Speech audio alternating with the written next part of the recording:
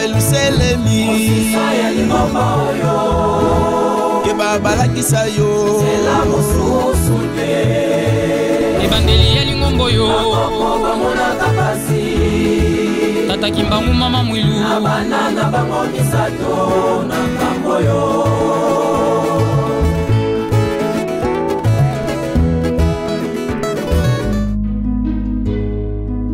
Na kombo tata mwana pe tata Molimo Santo. Position na ngai ezali boye.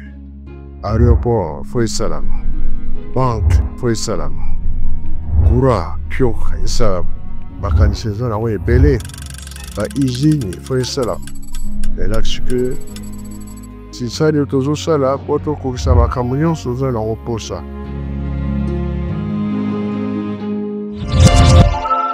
Très chers amis fidèles, téléspectateurs, internautes et auditeurs de la radio-télévision Kimbangiste, bonjour et bienvenue dans ce magazine hebdomadaire, les news d'Iyilou, un magazine d'actualité et d'information religieuse sur l'église Kimbangiste ici en Kamba, siège international et berceau du Kimbanguisme. Au cours de ces magazines, nous parlerons des audiences des chefs spirituels et représentants légaux de l'église Kimbangiste, sa divinité Papa Simon Kimbangu Kiangani, avec différentes personnalités, mais également du message dominical de Papa André Mbenza Kiangani, conseiller direct du chef spirituel en charge de l'économie et développement de l'église, d'ici dimanche 30 mars 2025 en Kamba Nouvelle-Jérusalem. Mais avant tout, suivez ceci. Une fois de plus, bienvenue, sa divinité, Papa Simon Kimbangu Kiangani, a réussi en audience ce 30 mars 2025, le bourgmestre de la commune de Mongafula, M. Lumbu Malamba Séverin, venu pour parler de l'église Kimbangiste au niveau de la commune de Mongafula. Suivez. Le bourgmestre de la commune de Mongafula, dans la ville-province de Kinshasa, son Excellence M. Lumbu Malamba Séverin, a foulé pour la deuxième fois la cité sainte de Kamba Nouvelle-Jérusalem ce samedi 29 mars 2025 pour s'entretenir avec le chef spirituel et représentant les gars de l'église Kimbangiste, Papa Simon Kimbangu Kiangani. Accompagné de M. Luzolo Lanzambi son parsec, et de M. Mango Nonkumbi, chef de délégation, reçu en audience ce dimanche 30 mars 2025 par sa divinité dans sa résidence officielle pour parler en tête-à-tête sur l'église Kimbangiste dans la commune de Mongafula. À la sortie de l'audience, son Excellence M. le bourgmestre Lumbu Malamba Séverin a parlé du point focal sur l'entretien avec le chef spirituel dans la cité sainte de Kamba Nouvelle-Jérusalem. Oui, les impressions sont positives. Nous venons d'être avec le chef spirituel. Nous avons parlé de l'église Kimbangiste en général, et puis en particulier dans notre municipalité, qui n'est rien d'autre que Mongafula. Et nous pensons que à la fois la commune est en train d'accompagner l'église et vice-versa. Et voilà un peu ce qui a été comme point focal de tout ce qu'on a dit. Oui, ça c'est la deuxième fois. Je pense que quand on arrive en Kamba, on a la paix. Les stress se sont mis à côté. Et on est dans la spiritualité. On se sent vraiment possédé par l'Esprit Saint. Et cela nous permet de vivre dans la quiétude. Et ça nous permet, nous, en tant que bourgmestre, de nous ressourcer pour entrer dans la dimension de la vision du chef de l'État afin que sa population puisse mériter ce dont il a prévu. Kamba Nouvelle-Jérusalem, siège international de l'église Kimbangiste, situé dans la province du Congo central, territoire de Mbanzangongo, dans le district de Katara. La directrice générale des offices nationaux des produits agricoles du Congo, Madame Monganumbi Mimi, a répondu présente à l'invitation de sa divinité Papa Simon Kimbangu Kiangani à l'occasion de la célébration du 107e anniversaire de la naissance de son éminence Papa Diangenda Kuntima Joseph, ce 22 mars 2025, et a profité de cette occasion pour visiter la pépinière des produits agricoles au centre agricole de Nokinzundu. Les détails. La directrice générale des offices nationaux des produits agricoles du Congo, Madame Monganombi Mimi, a répondu présente aux festivités du 22 mars 2025 pour commémorer le 107e anniversaire de la naissance de Papa Diangenda Kontima Joseph Ankamba. Reçu par sa divinité, Papa Simon Kimbangu Kiangani, ce 23 mars 2025, dans sa résidence officielle, Madame Monganombi Mimi, directrice générale des offices nationaux des produits agricoles du Congo, ONAPAC en sigle, a eu un entretien en huis clos avec le chef spirituel et représentant légal de l'église kimbanguiste. À la sortie de leur audience, la directrice générale des offices nationaux des produits agricoles a exprimé sa joie devant le micro de la Ratelki. J'ai été invitée par le chef spirituel à venir commémorer avec l'église kimbanguiste l'anniversaire naissance de notre père Diangenda. Je remercie beaucoup la descendance de notre aïeul Simon Kimbangu, qui fut parmi les précurseurs de notre indépendance, qui fut le grand défenseur des droits du peuple noir, non seulement pour l'Empire Congo, mais pour les Noirs dans le monde entier. Et donc, par la suite, sa descendance a continué avec sa philosophie. C'est à féliciter parce qu'il pouvait ne pas continuer. Il pouvait juste commencer à faire visiter Kamba comme un mémorial. Mais ils ont eu conscience que le peuple noir n'aura de salut que par Kamba. C'est ici que se trouve le berceau du secret du peuple noir. Et donc, je suis très heureuse de me retrouver ici parce que là, nous sommes vraiment au niveau de notre source en Kamba. Et aussi, comme vous le savez, l'Office national des produits agricoles du Congo a eu la bénédiction du père spirituel Simon Kimbangu Kiangani pour ouvrir la culture de produits pérennes, à savoir les cafés, les cacao, les piments de Cayenne, la papaye. Au niveau des terres de l'église kimbanguiste, nous sommes déjà au-delà de 18 hectares en café, au-delà de 10 hectares en cacao, au-delà de 10 hectares en piment de Cayenne et aussi plus de 10 hectares en papaye. Et donc demain, nous allons visiter cette pépinière pour voir si nous pouvons venir commencer la mise en place définitive de ces plantures. Voilà, donc c'est toujours une grande joie pour moi de me retrouver en Kamba. Je suis chez moi.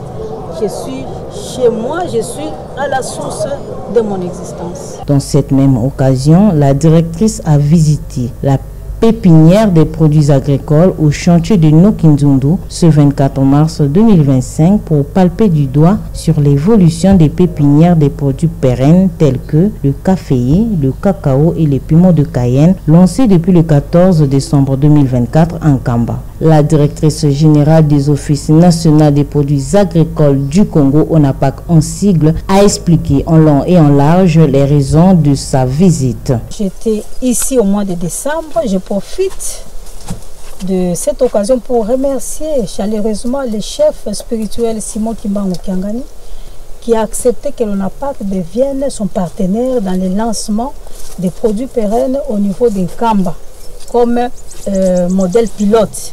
Nous avons lancé ces germons pépinières au mois de décembre et voilà, quelques mois après j'arrive, je trouve un bon résultat, 80% nous sommes satisfaits et l'ONAPAC va continuer à amender là où il y a des petites erreurs et nous allons renforcer encore ces germons pépinières pour que Cataracte se retrouve à partir de ces germons pépinières d'Inkamba. Nous allons envoyer encore une équipe technique ici d'agronomes pour, comme je venais de le dire, pour amender. Et les emblavements vont intervenir dès que la plante atteint l'âge de la mise en terre. Donc jusque-là, nous observons encore notre pépinière qui répond très bien d'ailleurs. Je félicite vraiment encore les agronomes de l'église kimbanguiste qui ont continué avec le travail que nous avons commencé. Et la mise en terre vous sera annoncée dès que la plante atteint l'âge d'emblavement. Pour un début, nous estimons à presque 20 hectares de café, presque 12 hectares de cacao, presque 10 hectares de piment, 10 hectares de papaye pour la papaye. Et ça, c'est le travail des techniciens de l'église Kimbangiste et de l'ONAPAC. Ils continuent à y travailler et on vous fera savoir le moment opportun. Mais déjà, je vous dis que c'est vraiment un grand espoir. À partir de ce que nous avons vu aujourd'hui, il y aura un boom économique qui va commencer ici en Kamba. Je remercie beaucoup l'église Kimbangiste qui m'a accueilli, qui a accueilli l'ONAPAC à bras ouverts. Nous sommes déjà là. Voilà les résultats. L'ONAPAC est déjà présent à Kamba, c'est une bonne chose. Et je demande à l'église Kimbangiste d'être derrière le chef de l'église Kimbangiste qui a déjà lancé le mot d'ordre pour que les produits pérennes commencent déjà à être mis en place dans leurs plantations. Il faut savoir que c'est depuis le samedi 14 décembre 2024 que le lancement des travaux agricoles des produits pérennes avait eu lieu en Kamba dans le chantier de Nokindundu. Car l'église Kimbangiste a été choisie comme point focal afin d'étendre des produits agricoles pérennes dans l'espace où il opère. Restons toujours dans le cadre des audiences. Le chef spirituel et représentant légal de l'église Kimbangiste, sa divinité Papa Simon Kimbangu Kiangani, a reçu en audience ce 31 mars 2025 la délégation du cercle des étudiants Kimbangistes, CK en sigle, et les membres du mouvement social de la surveillance Kimbangiste de la commune de Kassavubu à Kamba Nouvelle Jérusalem. Suivez. Sa divinité Papa Simon Kimbangu Kiangani, chef spirituel et représentant légal de l'église Kimbangiste, a échangé avec une délégation de sectes et des étudiants Kimbangistes, CK en sigle. C'est lundi 31 mars 2025, derrière sa résidence officielle d'Inkamba Nouvelle, Jérusalem. Cette délégation conduite par le président général, le professeur Olino Mangenda, venu présenter le meilleur vœu à sa divinité Papa Simon Kimbangu Kiangani. Après 41 minutes, les échanges avec le patron de l'église Kimbangiste, ce n'est pas tard de venir à Nkamba présenter le meilleur vœu, parce que le premier mois de l'année, c'est le mois d'avril, selon la calendrier juif, a dit le professeur. Il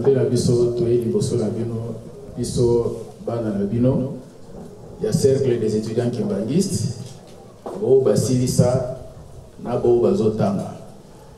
alors, depuis un certain temps, Tobandaki, Toyogana, Toyaka représenté Bino, Bavé à Nouvel An, na mois avril. Pourquoi? Puisque Biso Bakimbangi c'est Toyebi que moi na Biso ya Liboso ya évangélisé mois d'avril. Yango Biso cercle des étudiants Kimbangi c'est décidé que non il faut tonoraka moi wana Toyaka représenté Bino Bavé. Mais bana na Bino no so bozomono na bo bazotanga na bo basilisi. Papa, ils ont ce problème à boyer, c'est que l'on m'a envoyé des dépôts de mon boyebi. Au bazotanga, pas difficulté à n'engue na n'engue.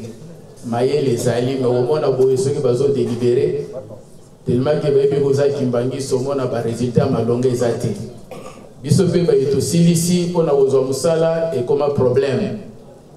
Mais n'engue ni to wea comme son tambe la biso. Ya on tozo ya osenga, oko kakopambo la biso. Na ndenge toyaki mwa cotisation mike to salaki eloko moko e marqué biso makasi contribution à bana no bazana est plus précisément na Goma malgré bazana bitumba malgré na ba difficulté bazana ngo erba yoki ke tozo matankamba pona bokende ko présenter vœu et papa basali effort ya kotinda cotisation poto ya ko pesa meilleur vœu vraiment papa kanisela bana no wana. Malgré les difficultés, source d'inspiration, ils en Kamba. Toujours le même lundi 31 mars 2025 en Kamba. Après le cercle des étudiants Kimbangiste, c'est le tour des membres du mouvement social de la surveillance Kimbangiste, de la commune de Kassavubu, de la ville-province de Kinshasa. Ont été aussi reçus en audience par sa divinité Papa Simon Kimbangu Kiangani, chef spirituel et représentant légal de l'église Kimbangiste. Très heureux d'être reçu par sa divinité Papa Simon Kimbangu, le président communal M. Shadrach explique les difficultés rencontrées dans les communes et fait appel des veilles de conscience et être réunis dans leur structure. Merci pour la maloba tata Nzambe. Biso ban na yo ya MSSK Kassavu. Merci ko komela kasoki oye na ville ya Kinshasa. To kotaki depuis mokolo mois samedi le 29 mars tosepelaki komona yo tata Nzambe mbuta alobi déjà nyonso presque ya sengi kasi biso banda tozongela beko oyo pesaki na biso na nzoto ya papa Diangenda chaque mercredi bana maladi na maladi bazokoka lisusu te bao bazwaka ba message bazokoka te bitumba soki tobandi mabondeli makambo nyonso ekangama banda toyaki kosenga epai na yo totonga poste na ndako na biso tokomelaka tokoma okoma nombre ya 150 kolala na basalle de classe passe makoki eza lisusu te bato bakontribuaka bapesi biso mokongo okobenga bakoyamba te totikala kaka na bana miki bana yango mpe batangi misala te nga moko mpe responsable na bango mosala ya malonga te pasi kelasi yango kotanga na pasi kofinga yango toyebaki te tokomata nkamba 2025 mwa mokie oyo toye bana bapesi tokontribue yango tokopesa na enveloppe tata molimo centre mokili ezali ya yo ozali komona biso bisika nyonso na volonté tozosala bana ya MSSK Kasavubu partout tosengi ofungolela biso olongola bamaladi même na kati ya mabota na biso baboti pa moyen soki otali na este kuna mpe pasi papa osunga biso tokosala répétition ya maloba te tosilisi bongo na komba tata mwana mpe tata molimo centre. Amen. Merci de l'année nyonso bolobi biso mpe tokotika bino te mabole na biso ete kimia eyingela na mokili na biso oyo toza na makambo minene Nzambe akanisela biso oyo bapapa bazalaki koloba ntango nyonso soki balobi na suka mpo baloba tokosepela bino tokosepela te elelo so tomoni ke ndenge totangi niveau oyo tokomi nango tosolo banzambe balingi biso kasi tozosenga ete oyo nyonso elobama emona na kati na biso misala ezala kati na biso ebele totonga lingomba totonga Yerusalemi tosasa bafamille tomisalisa biso moko bongo bie bongo te. 48 heures avant les festivités du 2 avril 2025 à Kamba, une journée dédiée aux surveillants de l'église kimbanguiste, la commune de Kasavubu a jugé bon d'échanger avec le patron de l'église kimbanguiste avant les festivités. Ce qui est pas tata mokonzi ya bule parce qu'il y a zali nzambe et kimeli na biso bato ezalaka kaka epa ya nzambe mikolo eleki pasi elekaki bamaladi makambo ya ndenge na ndenge yango na ntango tomati nkamba na komite mobimba toyokani tokende komona papa topesa ye oyo ezali lokola pasi po ete komine ya Kasavu eza commune de référence esika ye akomelaka maladi ekoki kozala te bozwi eza te yango toyei kolela epai na ye yango bomoni tosali mwa signe ya enveloppe mwana moko amataki akontribue na oyo akokaki tokoka kopesa tata mokonzi ya bule ye soki asepeli biso tozwi mapamboli tolandi maloba ya tata mokonzi ya bule toza très satisfait epuis kokoma ya esika na ye moko apesi biso lisusu mai oyo biso toyaki koluka c'est-à-dire baréponse oyo baquestion tozalaki nango na mitema tata mokonzi ya bule arépondre yango en tant que président tokosenga kaka na bana ya Kasavubu nyonso tokobana oyo bafanda mosala tosalaka ezali ya tata Kimbangu ezali mosala bakoko na biso bamonelaki pasi baboti na biso ekomi na ntango na biso mpe tosala mosala toyokaka na libondeli ya papa chaque fois nde asengaka biso tolamuka soki mbebe ezali tomonana tosolola tofanda esika moko topesa komini ya Kasavubu makasi baoyo mpe tozali ya kotelema toyaka tolemba te tokontinue kosala mai papa azosenga biso moko toyoki na matoyi na biso nde mokonzi ya bule alobi na bayayo bakenda mikili mwa poto bazali na ba-États-Unis to na bakontina mosusu toyoki maloba papa alobi tosengi na bino kaka éveil ya conscience bobosana biso te mosala tozali kosala na Kasavubu bino nde bolekaki bosalaki yango. Le but de notre voyage ici en Kamba, c'était de venir présenter le vœu de nouvel an à sa divinité Papa Simon Kimbangu Kiangani. Si nous avions décidé de commencer à venir présenter le vœu au mois d'avril, c'est suite à l'histoire de notre église. Nous savons que non, pour nous les kimbanguistes, le premier mois de l'année, c'est le mois d'avril.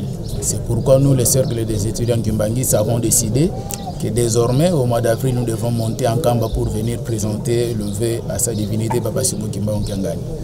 En fait, nous avons compris que c'est comme si nous sommes en train de dire quelque chose et son contraire. Nous, Kimbanguistes, savons que le premier mois de l'année, pour les Kimbanguistes, c'est le mois d'avril.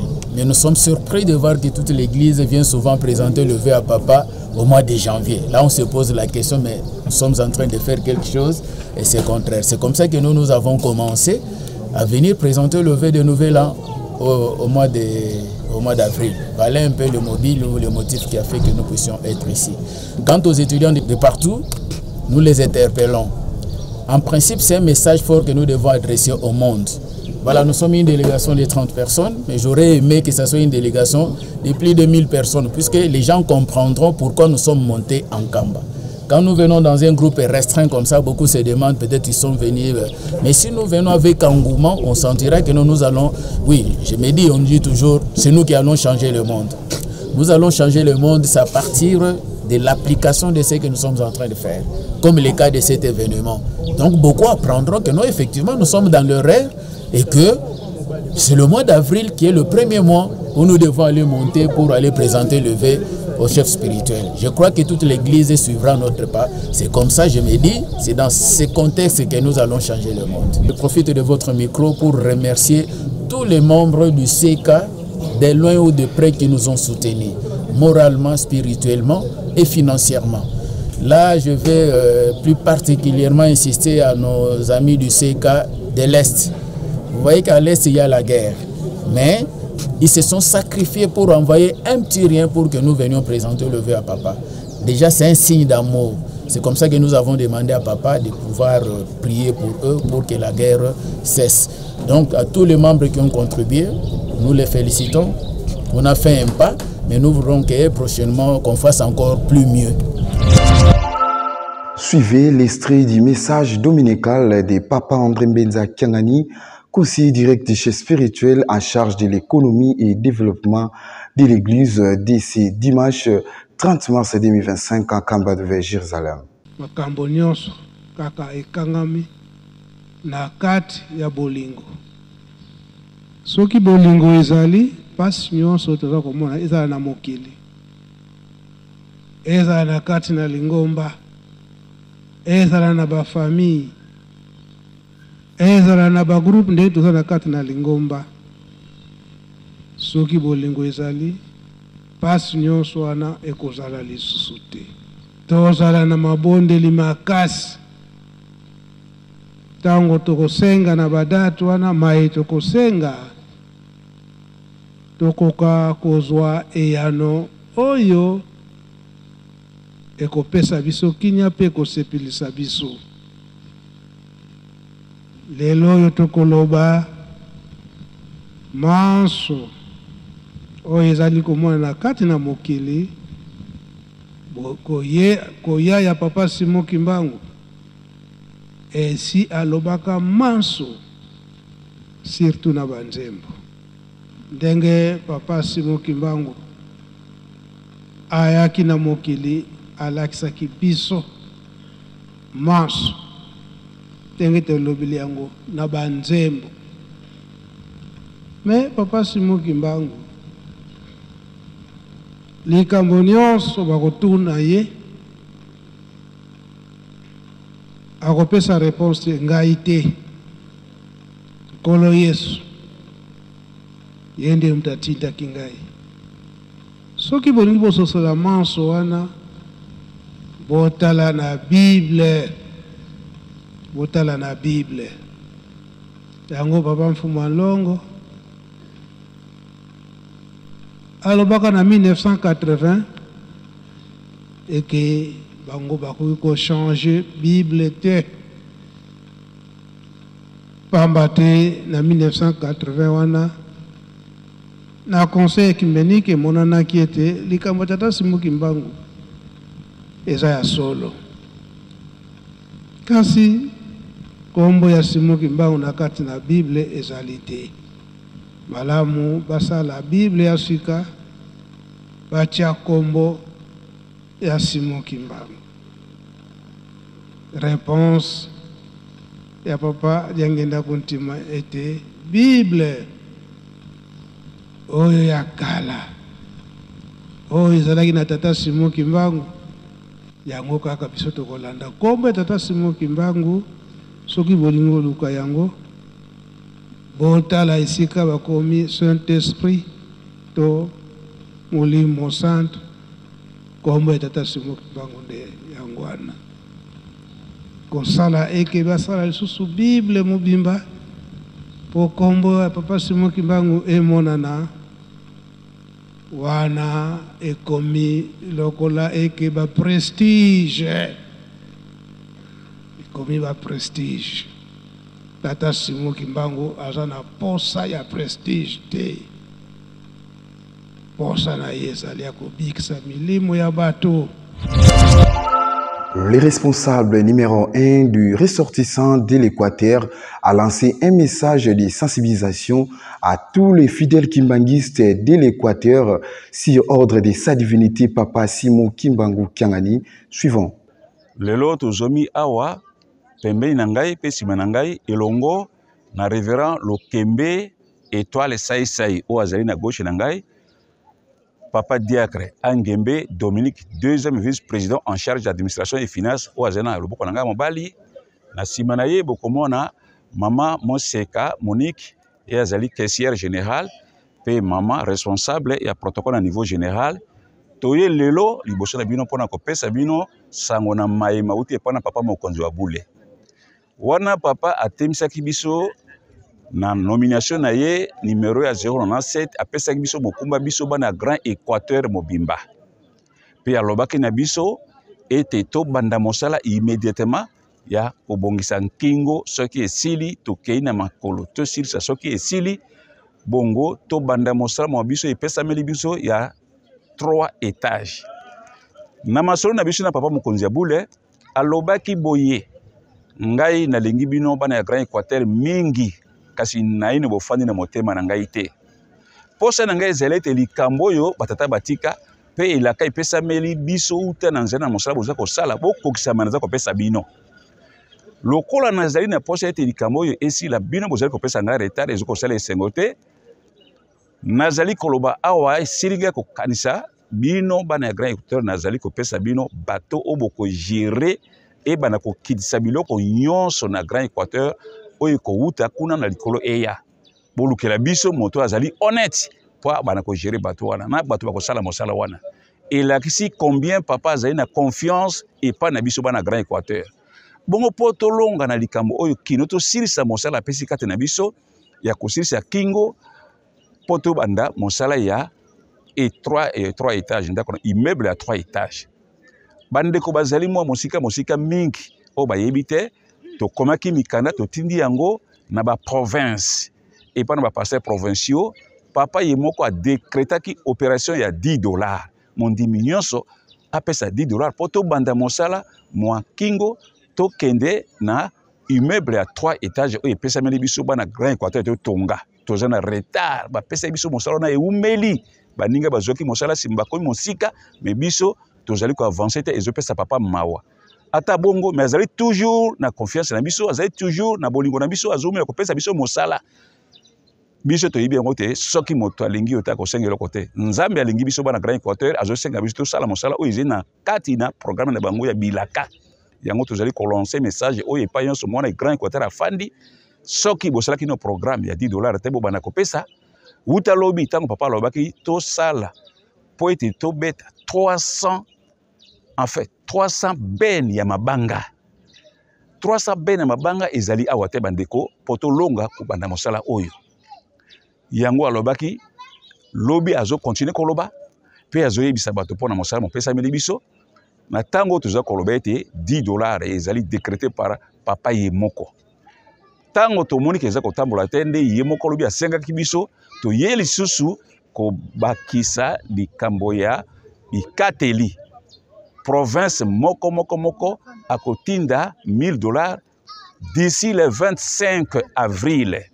Entre-temps, tango pasteur provincial moko azako ya awa aya na rapport ya $10 oba papa basenga kibiso esi avant le 6 pour te posa na mongo zilaki te mosala moyemo sila avant le 6 avril.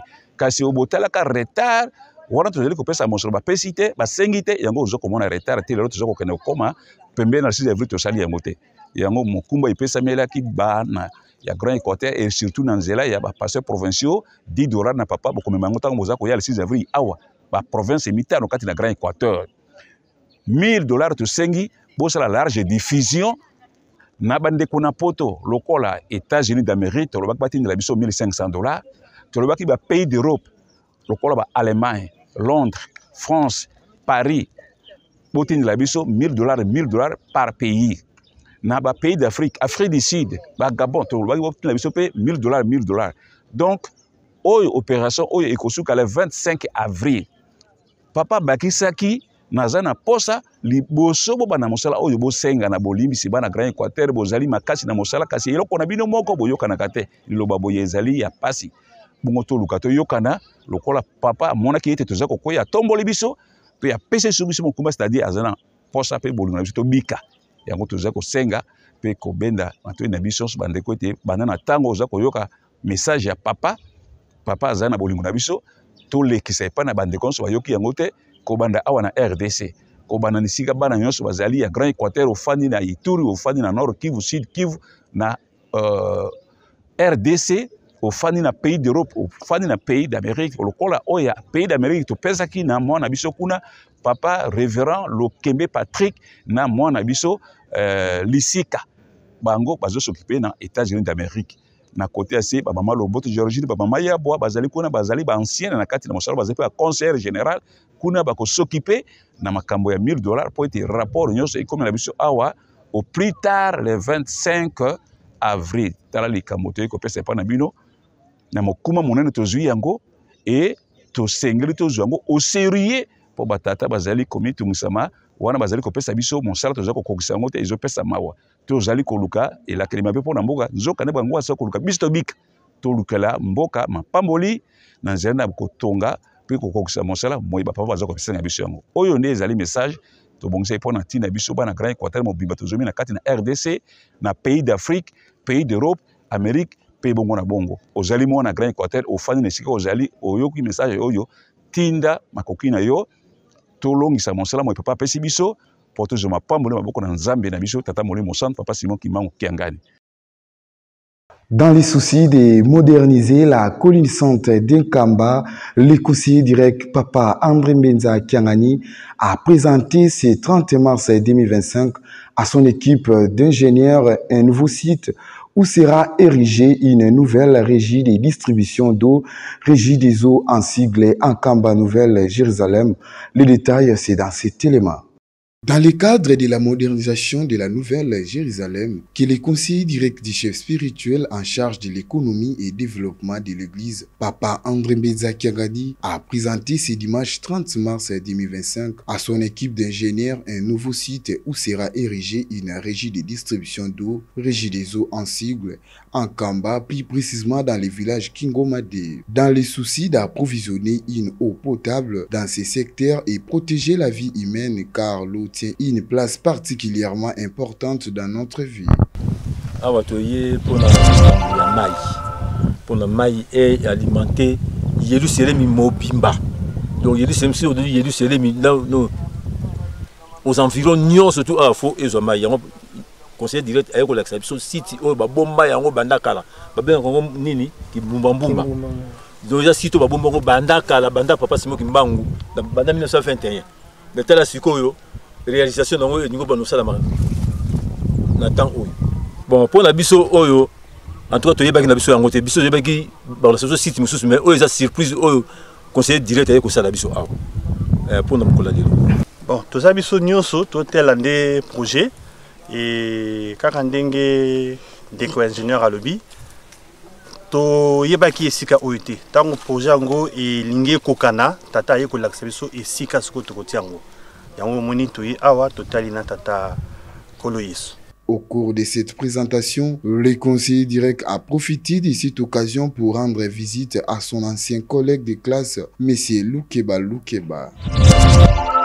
Parlons toujours de la modernisation. Un pont en béton armé est en train d'être construit reliant le village Kingomade et Kankipaku sous la coordination de Papa André Mbenza Kiangani, conseiller direct du chef spirituel en charge de l'économie et développement de l'église kimbangiste. Suivez. La construction d'un Kamba reste et restera primordiale car il amassera toutes les nations du monde. Parole prophétique du père fondateur du kimbangisme, Papa Simo Kimbangu. Dans cette optique, Papa André Mbenza Kiangani est au four et au moulin pour la modernisation de la Nouvelle Jérusalem. Ainsi, son équipe Vuzila Kulu, après la construction du pont de Kanfuma et Kipaku, cette fois-ci construit un pont à béton armé reliant le village Kingoma et Kankipaku dans le but d'assurer le passage des véhicules et piétons, mais également canaliser les cours d'eau, explique l'ingénieur Jean Panzou Kima. Awa tozali na pont ya Kingoma, rivière Kingoma. Oyo place mboka ya Kingoma ezali. Awa tozali na rivière Kingoma et pai tozali kosala pont ya sika en béton. Pour pont ezalaki awa ezalaki en bois, mais ebukanaki maya mbula edongolaki babiloko nyonso surtout ebukanaki. Yango mokonzabu la senga qui to changer pont oyo. To sali na liboso route à déviation pour ba mitukaye les carapo qui ne bansona ba pepa. To sali yango kuna et l'équipe à côté mususu yango moni siko to buki pont oyo pour to bandela yango en béton. Pont yango ekozana na largeur il y a bien 7 mètres donc ça na deux voies. Yango moni ba misala to bandi déjà yango bazo bukana ba mabele ceux qui misala de sili a descendre to bando ça la pont. Mutunyo surtout oyo alingi yelu selemi. A pesa maboko pour na kotonga yelu selemi pour papa lobi. Il faut savoir que ces travaux lancés le 26 mars 2025 sont coordonnés par Papa André Mbenza Kiangani, conseiller direct du chef spirituel en charge de l'économie et développement de l'église kimbangiste. Dans le cadre d'améliorer les domaines du département d'accueil et les relations publiques, les services des protocoles kimbangistes et SPK en sigle a organisé un séminaire de renforcement des capacités du 25 au 27 mars 2025 à Kamba Nouvelle Jérusalem. Reportage. Après les festivités du 22 mars 2025, date marquant le 57e anniversaire de la naissance de son éminence Joseph Diangenda Kuntsima, sur demande de sa divinité Papa Simo Kimbangu Kiangani, chef spirituel et représentant légal de l'église kimbangiste, qui est la direction générale du service des protocoles kimbangistes, SPK en sigle, géré par M. Jerry Louvunzadi Ndompetelo, a organisé un séminaire de renforcement des capacités du 25 au 27 mars 2025 en Kamba, siège international et berceau du kimbangisme, avec thème tous à l'école du protocole, dont le but était d'améliorer les domaines du département d'accueil et les relations publiques. L'ouverture de ce séminaire déclarée par le directeur des cabinets du chef spirituel, révérend Sébastien Landundombassi, en présence du pasteur de la ville sainte, révérend Léon Soukami Mambona. C'est le jour J. La dengue toyebi tukokota na séminaire na biso. Séminaire na biso na ndenge papa mokonzi ya pule ya programme ki yango ezali na tina. Pamba te na mikili mosusu bako benga ngo la formation en cours de carrière ou bien d'emploi. Mais séminaire de Salamaka natina été koyekola makambo ya sika to koyekola biso banso lokola tozali na kati na protocole tozali na une certaine expérience na mosala oyo tozali kosala pe expérience tozali nango mikakatano mpe ezangaka te. Et dans le Mikakatano Ezali, on peut se le partager dans l'occasion de la OI. Pour la nini, fonctionnement, il y a service des alamalam. Dengue Balobaka. La répétition est la mère de excellence. Attends, bien, bon madame. On dit, ah, on a besoin de bal, tu bien. Ce que vous bien voté, au bureau, au Bosana, ah, la Bosana qui est Kamouana, les Akaboui. Toyebi protocole rôle nango nini mission nango nini, importance nango nini, utilité nango pe nini na kati ya masanga ya bato. Kuna tokomona ebanaka ndenge nini pe na biso tosalaka na yango langage nini tokokozala na yango, comportement nini esengeli te ezala na biso baprotocole na mosala tokosala na kati na ngomba ya Papa Simon Kimbangu Kyangani. Nyonso to wana bakorapele biso yango po toyeba esika tobosanaki torécupere, esika toyebaki toconfirme yango. Nyonso to wana kopesamela biso na bamodile oyo baprepare na biso bapesi biso tokolanda yango.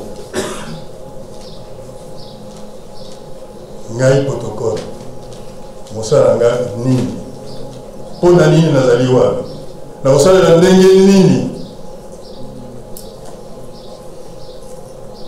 tozali na banotion wana. Mais n'empêche ke babakisa lisusu oyo ya likolo to barapele biso oyo tokosalaki. Na mayemanso tolobi na kombo ya tata mokonzi ya Bole Papa Simon Kimbangu Kyangani, mokonzi ya Ngomba pe mokonzi ya Bole, to déclarer ouvert séminaire oyo Pestemele biso édition 2005-2006. Il s'est dénoté que ces protocoles ont travaillé sur base des 3 modules, notamment l'historique et l'évolution du service des protocoles au sein de l'église kimbanguiste animé par M. Gustave Mayala, les qualités d'un membre animé par M. Brice Ndongo et enfin l'accueil et la préséance par M. Gaylor Motandi. Arrivé ce 28 mars 2025, ces protocoles ont été reçus par sa divinité Papa Simon Kimbangu Kyangani, représenté par son conseiller direct en charge de l'économie et développement, Papa André Mbenza Kyangani, afin de lui faire rapport sur le déroulement de leur apprentissage et les remercier infiniment pour sa protection quotidienne. Le conseiller direct, très content pour cet engagement, les a encouragés d'aller de l'avant et de mettre en exergue cette connaissance acquise. Yamo papa lenga tinga na ladamino na yoka na yolo bolana moposa oye sengeli na pesa ya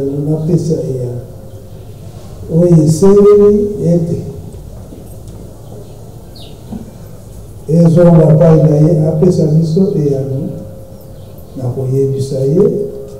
Et papa a compris sa réponse na bakonzi na bino oyo bazali liboso. Organisation nyonso ekobandaka na protocole. Donc la fête nyonso organisateur ezali biso ba protocole. Toyeba ngomba liboso Robeta monini vi horaire ya bapaya o baye pa ya papa ni protocole de msalaka programme nyonso fête eboba ebeba na moto ya nani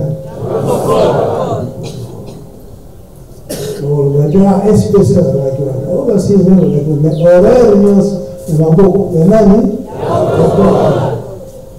kama leo langage ya malamu na mtu nyonso okoya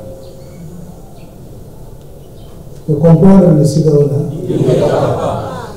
oui et que langage ya malamu na mtu nyonso okoya tuzali kozwa exemple awa na kama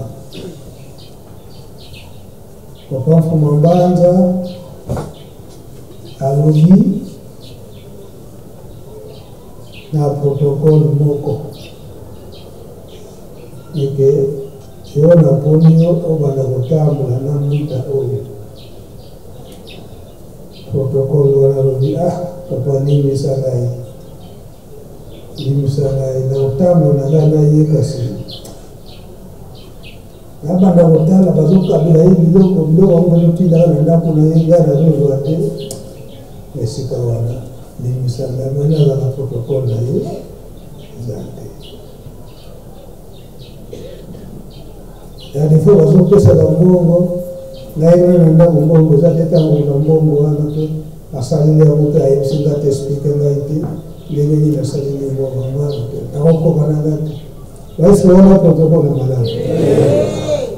Retenons que le service des protocoles est passé du commissariat au fait au service des protocoles le 22 mars 1918 à Matete par Papa Joseph Diangenda Kuntima lors de ses 50e anniversaire. Awa toyaki kozwa maloba epai ya Papa Mfuma Mbanza na sima ya bokangi séminaire oyo ya renforcement ya capacité oyo etindamaki na mokonzi ya bule Papa Simon Kimbangu Kiangani ebandaki du 25 au 27 tosilisaki tozwaki babrevet ye tata mokonzi ya bule atindaki directeur de cabinet na ye ayaki kofongola pe lobi directeur de cabinet na ye ayaki kokanga séminaire yango lelo tata mokonzi ya bule atindi conseiller direct na ye oyo azali kotala makambo ya ekonoma ye nde ayambaki biso mpona kopesa biso message oyo euti epai ya tata mokonzi ya bule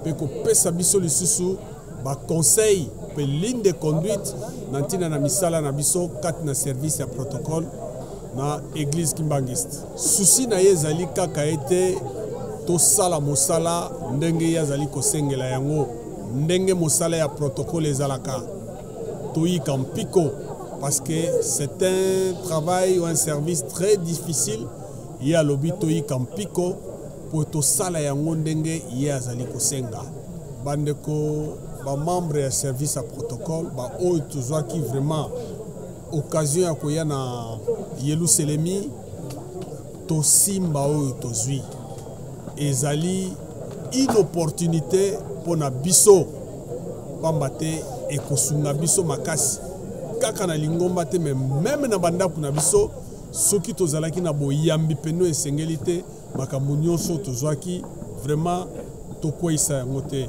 na baye oyo bayaki te tokobanda kopanza yango na niveau ya baparoisse bisika nyonso mpona kopesa encore matière na bato bazwaki occasion ya kokoma te biso nyonso tozala bomoko tozala makasi tosimba mosala po ete oyo tata molimo santo apesi biso ekweya na nsima te mais ekweya par contre na mabele na fime ebotambo.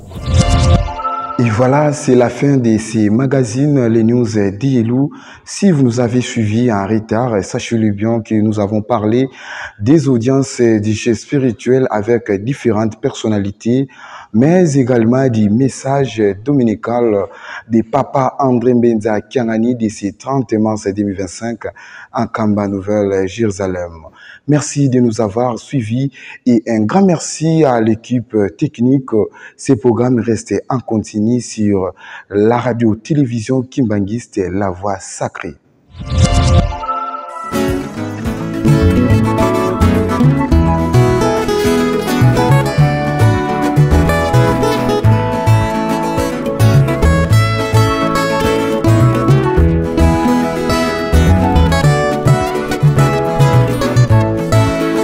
Luselemi Keba balakisa yo Sela mususu te Ebandeli ya lingombo yo Akoba mona kapasi Tata Kimbangu mama mwilu Abanana bango misato